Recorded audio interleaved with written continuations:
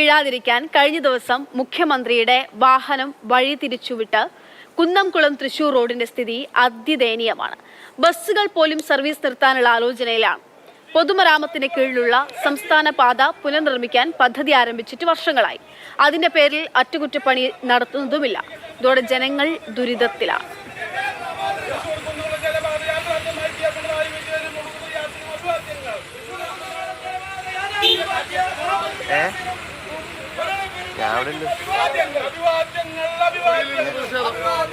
ഞാൻ ഡെഫെടുത്ത്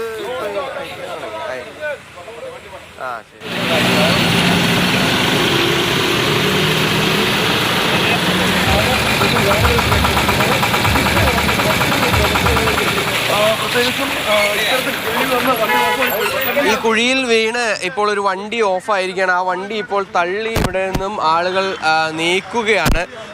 അതല്ലാതെ വേറെ മാർഗമില്ല. കാരണം പല വാഹനങ്ങളും ഇത്തരത്തിൽ സമാനമായ രീതിയിൽ കുഴികളിലെല്ലാം വീണ് ഇവിടെ ഓഫായി പിന്നീട് ഒരുപാട് സമയം ഇവിടെ ഇങ്ങനെ കിടക്കേണ്ട ഒരവസ്ഥയുണ്ട്. വളരെ വലിയ കുഴികൾ തന്നെയാണ് ഇവിടെ എല്ലാം തന്നെ ഉള്ളത്. അതുകൊണ്ട് ഈ വഴിയിലൂടെയുള്ള ദുരിത യാത്ര അത് അവസാനിക്കുന്നില്ല. ചേട്ടാ, എങ്ങനെയാണ് ഇതിലൂടെ? ഭയങ്കര ദുരിതമാണ് ഇതിലെ പോകാൻ. വണ്ടിയുടെ ആക്സിൽ മുറിയുന്നു, ടയർ പഞ്ചറാവണ്. ഇന്നലെ കണ്ടില്ല മുഖ്യമന്ത്രി പോയത്, അതിങ്ങനെ പോയത് എവിടേക്ക്? തൃശ്ശൂർ. മുഖ്യമന്ത്രി ഈ കുഴികളൊക്കെ ഒഴിവാക്കി അപ്പുറത്തു കൂടി പോയി. ജനങ്ങളെ ബുദ്ധിമുട്ട് നോക്ക്, എത്ര ബുദ്ധിമുട്ടിയിട്ട് ജനങ്ങൾ പോണ്. ഈ ജനങ്ങൾ ഇങ്ങനെ ദുരിതം അനുഭവിക്കുമ്പോഴാണ് ഭരണാധികാരികൾ ഈ വഴി പോകാതെ ഇതിനോട് മുഖം തിരിഞ്ഞുകൊണ്ട് മറ്റ് വഴികളിലൂടെ ഇവിടെ നിന്നും ഈ വഴി തൃശ്ശൂരിലേക്കും മറ്റുമെല്ലാം തന്നെ പോകുന്നു എന്നുള്ളതാണ് ഏറ്റവും പ്രധാനപ്പെട്ട കാര്യം. ഈ വഴി ഇങ്ങനെ കിടക്കാൻ തുടങ്ങിയിട്ട് ഒരുപാട് വർഷങ്ങളായി. പ്രതിഷേധങ്ങൾ ഒരുപാട് ഉണ്ടായി. എത്ര പ്രതിഷേധങ്ങൾ ഉണ്ടായാലും ഇവിടെ ഒന്നും യാതൊരു വിധത്തിലുള്ള ഒരു പരിഹാരവും ഉണ്ടാകുന്നില്ല എന്നുള്ളതാണ്. എന്താണ് ഇങ്ങനെ? ഞങ്ങൾക്ക് കേരള മാതൃകയായിട്ട് നമുക്ക് റോഡ് സമ്മാനിച്ച പിണറായി സർക്കാരിനും മുഹമ്മദ് റിയാസിനും ഞങ്ങളുടെ MLA ആയ മുരളി പെരുന്നെല്ലിക്കും ഒരു അഭിവാദ്യങ്ങൾ അർപ്പിക്കുകയാണ്. ഒരു ഭാഗത്ത് മാത്രമുള്ള ദൃശ്യങ്ങളാണ്. ഇനി ഈ റോഡ്, അതായത് മുണ്ടൂര് ഭാഗം കഴിഞ്ഞു കഴിഞ്ഞാൽ പിന്നീട് ചൂണ്ടൽ കഴിയുന്നത് വരേക്കും ഇത് തന്നെയാണ് അവസ്ഥ. ഒരു രാഷ്ട്രീയത്തിനോട് കുറ്റം പറയല്ല. എല്ലാ രാഷ്ട്രീയക്കാരും ഒരുമിച്ചിട്ട് ഇറങ്ങുന്നേ വേണം ഇതിൽക്ക്. കാരണം എന്ന് പറഞ്ഞാൽ ഇത് ഇന്നും നില തുടങ്ങിയുള്ളതല്ല. ഒരു ദിവസം 10,000-കണക്കിന് വാഹനങ്ങൾ പാർക്ക് ചെയ്യുന്ന സ്ഥലം എത്ര മരണങ്ങൾ ഉണ്ടായിരുന്നറിയും.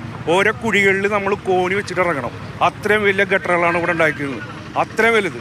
ഇപ്പം ഇവിടുന്ന് ഒരു ആകെ 5 കിലോമീറ്റർ ഉള്ളൂ. ഈ 5 കിലോമീറ്റർ യാത്ര ചെയ്യാൻ നമുക്ക് 5 മണിക്കൂറാണ് നിൽക്കുന്നത്. എന്തായാലും ഈ റോഡിൻ്റെ അവസ്ഥ ഇതാണ്.